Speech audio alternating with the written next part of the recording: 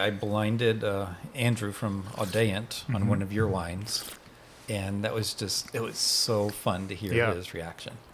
Yeah, he's a good pal and a very talented winemaker. So to have him speak positively or at least crack a smile when he's tasting through something that you make is always a fun moment. I'm going to unpack this for a little while. I have ideas already.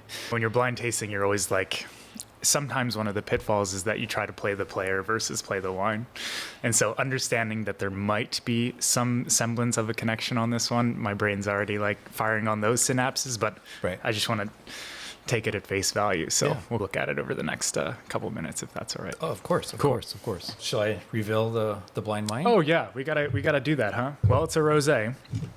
My inclination is to say that it's something that is uniquely tied to the philosophies around age-worthy rosés that are learned about in the cellar at Antiqua Terra.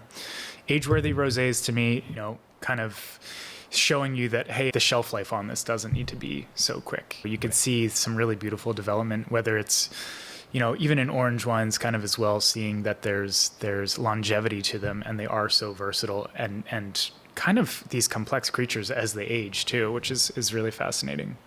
It's pretty tannic. Do you like it? I do like it. Yeah. Is this something you've had before? It is something I've had before. I will say the first time that I had it, it was January of 2020. I was meeting with the winemaker, and on the barrel was all the wines. I think this was the first one that he poured for me. And as I saw it come out of the bottle, I'm like, what in the heck is it? He told me, and I'm like, oh, wow. That's neat.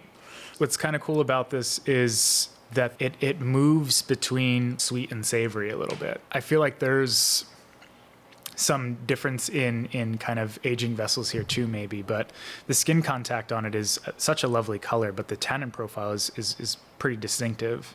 My inclination, just if we're feeling like we're going in the route of wine made in Oregon from grapes out here, I have some guesses, but I don't know if I can call it.